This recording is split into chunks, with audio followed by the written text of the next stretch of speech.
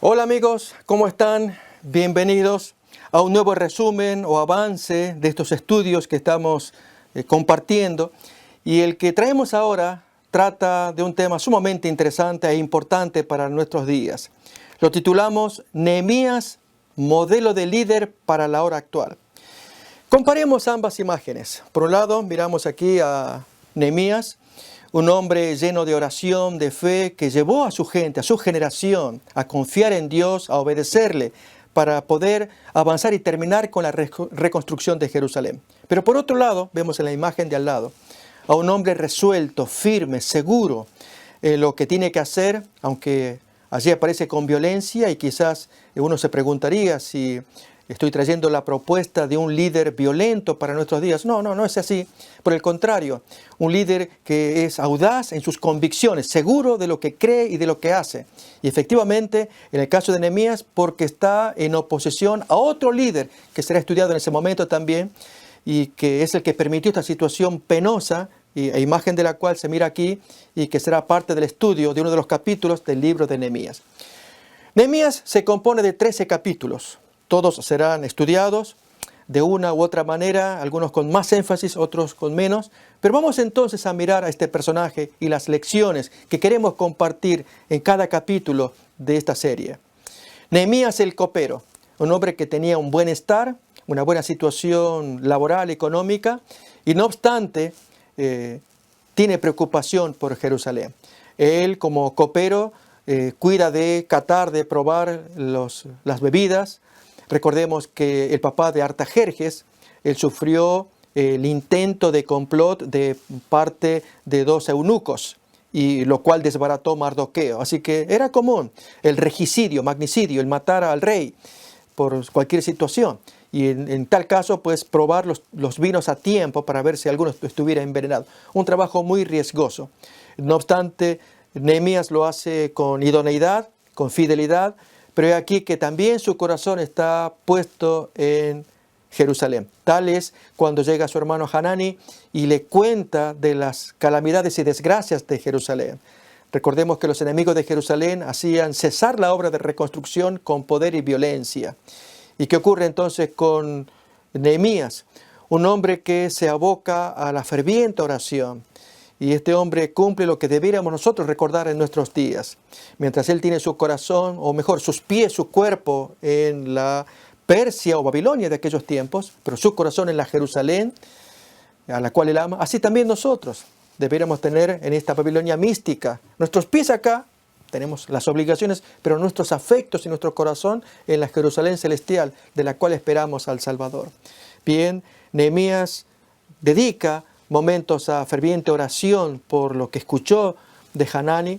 En todo momento él se dedica a orar y Dios va poniendo en su corazón algo especial que ya vamos a descubrir como una semilla, como preñar a alguien, darle a alguien en su corazón que haga a favor de los propósitos de Dios. Efectivamente, Nehemías se vuelca al servicio, es un hombre fiel, pero el rey discierne la tristeza que tiene Nehemías. Esto es el capítulo 2, y comienza a hacer preguntas. Y entonces, pues Nehemías le va a contar lo que acontece en su corazón. Él pide autorización para viajar a Jerusalén y buscar allí reconstruir la ciudad. Y él entonces expone más claramente sus planes, lleva a sus criados, y entonces el rey conoce el plan, los plazos que se lleva. Va a llevarle como 12 años estar ausente del palacio.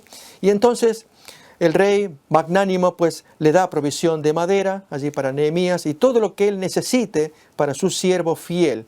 De modo entonces que lleva hasta dinero y cuánta cosa más, con las cartas de recomendación, las cuales él presenta a los gobernadores al otro lado del río, dice el texto, para que le franqueen el camino y lo apoyen, así llegue sano y salvo a su ciudad amada Jerusalén. Pero aquí que los enemigos no están conformes. Sanbalat y Tobías están enojados. Y así también pasa hoy en nuestros días, cuando aunque haya propósitos de parte de Dios, los enemigos también harán lo suyo, y el creyente tiene que estar al tanto de ello, pero armarse de coraje, fuerza y valor en su Dios al cual él ama. Bien, lo cierto es que Nehemías hace una inspección nocturna de la desolada ciudad. Él sigue mirando por aquí y por allá cuando apenas llegó, pero aquí que Él oculta un misterio que hay en su corazón. Un texto bonito, quizás sea el más importante de todo el libro de Nehemías por la trascendencia que tiene, tanto en el libro como para nuestros días. ¿Cuál es?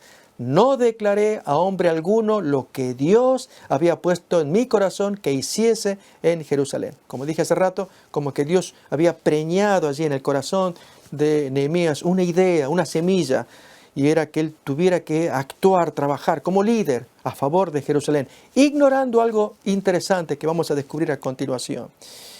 Y es que Nehemías va a ignorar su participación profética. Ya estaba profetizado. Así también en nuestros días hay profecías que muestran las cosas que van a acontecer, no solamente de parte del pueblo enemigo de Dios, sino de parte de su pueblo, y que el creyente tiene que conocer. Tal es el caso. Ponemos allí en perspectiva. Nehemías capítulo 1:1 nos da la fecha, diciembre del año 445 a.C., el capítulo 2 siguiente, también primer versículo, abril del año 444. Los versículos 5, 14 y 13:6 nos habla de 12 años posteriores, esto es 432 a.C. Tal vez nos preguntemos, ¿y qué tiene que ver esto de estas fechas? Claro que sí, tiene que ver con lo que miramos a continuación. La profecía de las 70 semanas. Esto es, fue dada en el año 538 a.C.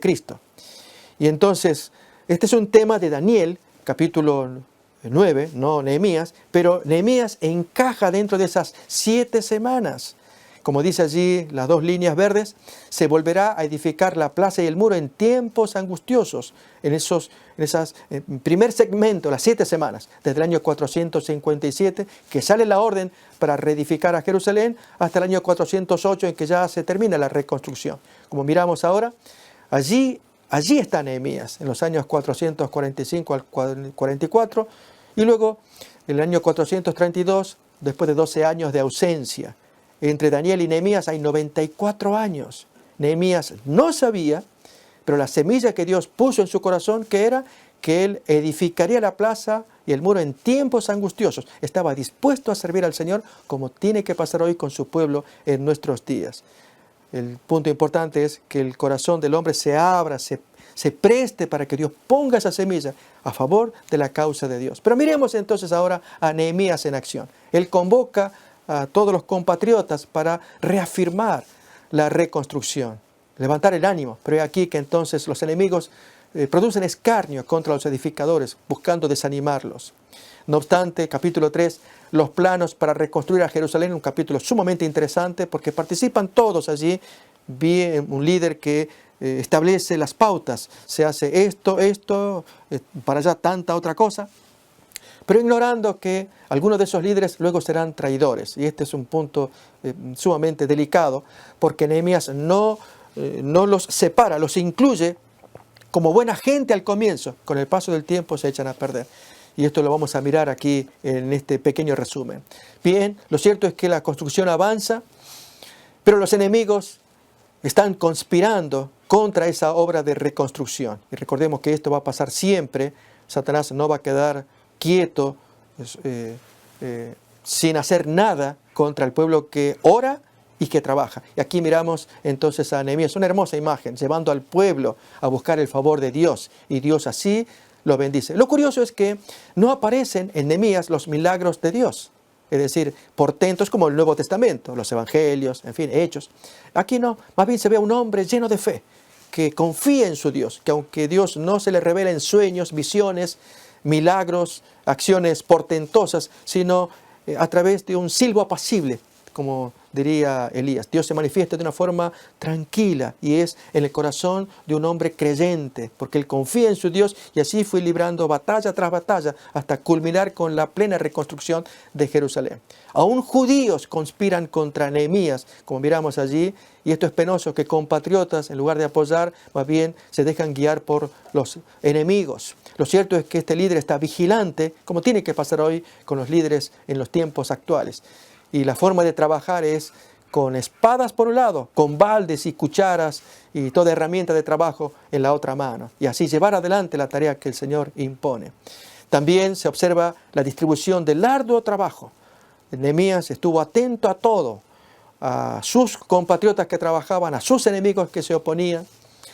aún él prevé la trompeta que esté a tiempo para que suene la señal de advertencia cuando los enemigos aparecieran y que entonces blandieran ellos su espada, todos preparados. Y un detalle interesante que Nehemías cuenta, que tanto él como su servidumbre, en cuanto a sus ropas, ni se las quitaban todo el día, excepto para bañarse. Cuán comedidos estaban, cuán metidos en la obra de la reedificación. Así es como tiene que estar el pueblo de Dios actualmente en esta tarea final. Es un líder que inspira, que motiva, y así debiéramos nosotros esperar también de nuestros líderes.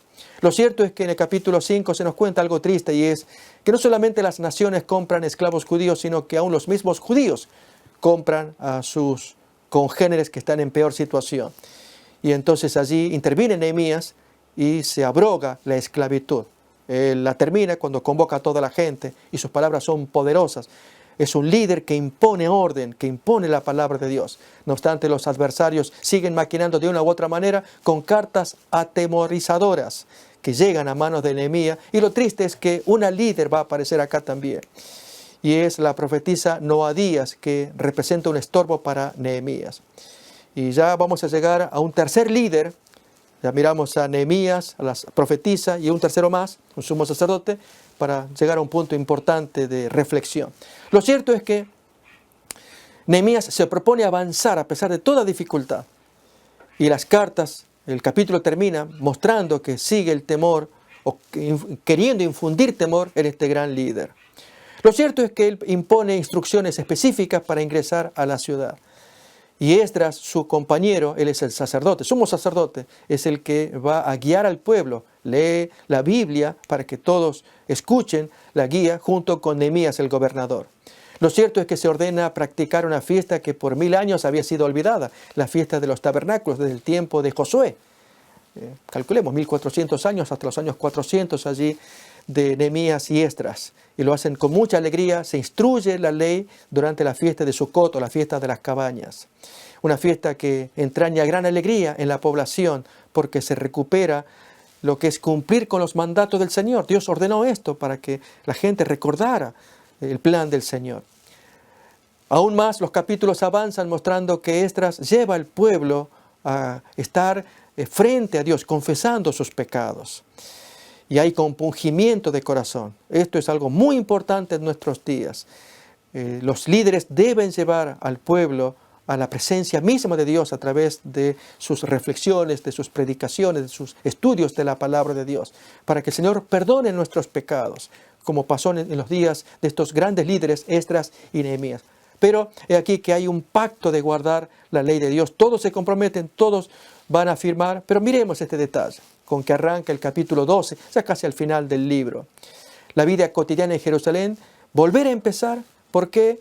Porque Nehemías regresa a Jerusalén después de 12 años, y aquí aparece esta circunstancia que quiero comentar. Y es este tercer líder, el sumo sacerdote Eliasib, y su triste final. Aquí esta imagen representa el capítulo 3, cuando el texto cuenta que la gente reconstruía hasta la casa de Eliasib. Lo hacían con alegría.